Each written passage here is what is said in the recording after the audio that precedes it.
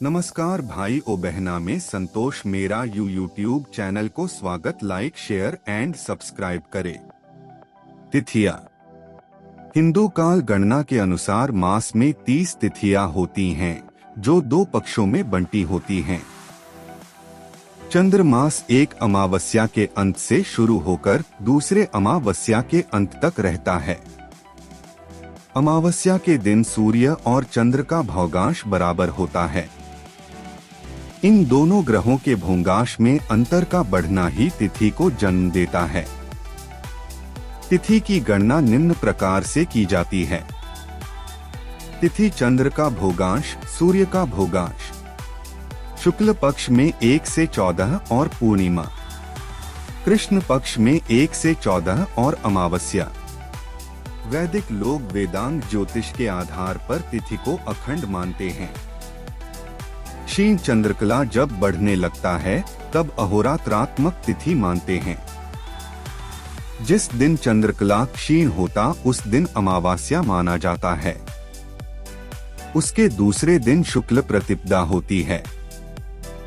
एक सूर्योदय से अपर सूर्योदय तक का समय जिसे वेदाय में अहोरात्र कहा गया है, उसी को एक तिथि माना जाता है।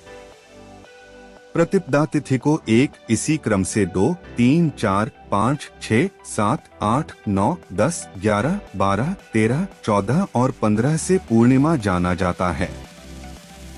इसी तरह पूर्णिमा के दूसरे दिन कृष्ण पक्ष का प्रारंभ होता है और उसको कृष्ण प्रतिपदा 1 माना जाता है। इसी क्रम से 2, 3, 4, 5, 6, 7, 8, 9, 10, 11, 12, 13, 14 इसी दिन चंद्रकला क्षीण हो तो कृष्ण चतुर्दशी टूटा हुआ मानकर उसी दिन अमावस्या मानकर दर्श श्राद्ध किया जाता है और 15वें दिन चंद्रकला क्षीण हो तो बिना तिथि टूटा हुआ पक्ष समाप्त होता है।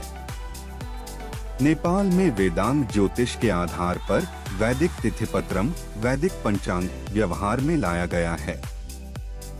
सूर्य सिद्धांत के आधार के पंचांगाय के तिथियां दिन में किसी भी समय आरंभ हो सकती हैं और इनकी अवधि 19 से 26 घंटे तक हो सकती है। ये 1 से 15 तक तिथियों को निम्न नाम से कहते हैं। मूल नाम तद्भव नाग, पूर्णिमा पूरनमासी, प्रतिपदा पड़वा, द्वितीया दूज, तृतीया तीज, चतुर्थी चौथ, पंचमी पंचमी, षष्ठी छठ, सप्तमी सातें, अष्टमी आठें, नवमी नौमी, दशमी दसवीं, एकादशी 11, द्वादशी 12, त्रयोदशी 13, चतुर्दशी 14, अमावस्या अमावस। हमारे पर्व त्योहार हिंदी तिथियों के अनुसार ही होते हैं। इसके पीछे एक विशेष कारण है। पर्व त्योहारों में किसी विशेष देवता की पूजा की जाती है। अतः स्वाभाविक है कि वे जिस तिथि के अधिपति हों, उसी तिथि में उनकी पूजा हो। यही कारण है कि उस विशेष तिथि को ही उस विशिष्ट देवता की पूजा की जाए। तिथियों के स्वामी संबंधी वर्णन निम्न है। प्रतिपदा अग्न्यादि देवों का उत्थान पर्व कार्तिक शुक्ल पक्ष की प्रतिपदा को होता है। अग्नि से संबंधित कुछ और विशेष पर्व प्रतिपदा को ही होते हैं। द्वितीया प्रजापति का व्रत प्रजापति द्वितीया इसी तिथि को होता है। तृतीया चूंकि गौरी इसकी स्वामिनी है, अतः उनका सबसे महत्वपूर्ण व्रत हरितालिका तीज भाद्रपद शुक्ल पक्ष की तृतीया को ही महिलाएं करती हैं। चतुर्थी गणेश या विनायक चतुर्थी सर्वत्र विख्यात है। यह इसलिए चतुर्थी को ही होती है क्योंकि चतुर्थी के देवता गणेश हैं। पंचमी के देवता नाग हैं।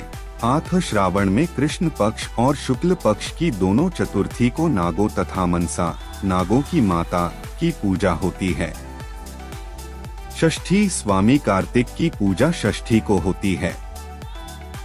सप्तमी देश विदेश में मनाया जाने वाला सर्वप्रिय त्योहार प्रतिहार षष्ठी व्रत डाला छठ। यद्यपि षष्ठी और स्वामी दोनों दिन मनाया जाता है, किंतु इसकी प्रधान पूजा और उदयकालीन सूर्यार्घदान सप्तमी में ही किया जाता है। छठ पर्व के निर्णय में सप्तमी प्रधान होती है और षष्ठी गौण। यहाँ ज्ञातव्य है कि सप्तमी के देवता सूर्य हैं। वस्तुतः सायंकालीन अर्घ्य में हम सूर्य के तेजपुंज सविता की आराधना करते हैं, जिन्हें छठ माई के नाम से संबोधित करके उन्हें प्रातःकालीन अर्घ्य ग्रहण करने के लिए निमंत्रित किया जाता है, जिसे ग्रामीण अंचलों में न्योतन कहा जाता है। पुनः प्रातःकालीन सूर्य को दीनानाथ से संबोधित किया जाता है। हिंदू काल गणना। प्राचीन हिंदू धार्मिक और पौराणिक वर्णित समय चक्र आश्चर्यजनक रूप से एक समान है। प्राचीन भारतीय मापन पद्धतियां अभी भी प्रयोग में हैं, मुख्यतः मूल सनातन हिंदू धर्म के धार्मिक उद्देश्यों में।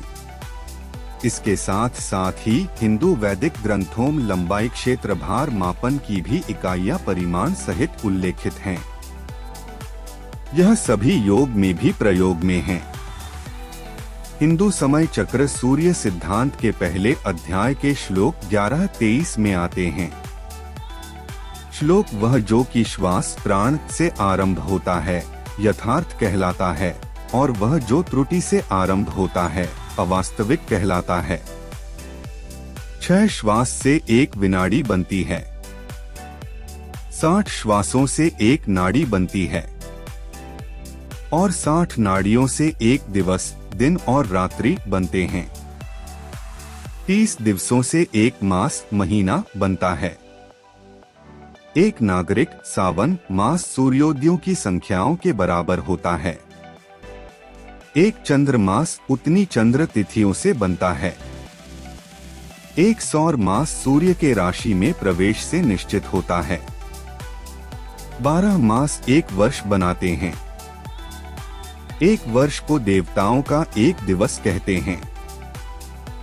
देवताओं और दैत्यों के दिन और रात्रि पारस्परिक उल्टे होते हैं। उनके 6 गुना 60 देवताओं के दिव्य वर्ष होते हैं। ऐसे ही दैत्यों के भी होते हैं। 12 सहस्र हजार दिव्य वर्षों को एक चतुर्युग कहते हैं। यह 43,20,000 सौर वर्षों का होता है।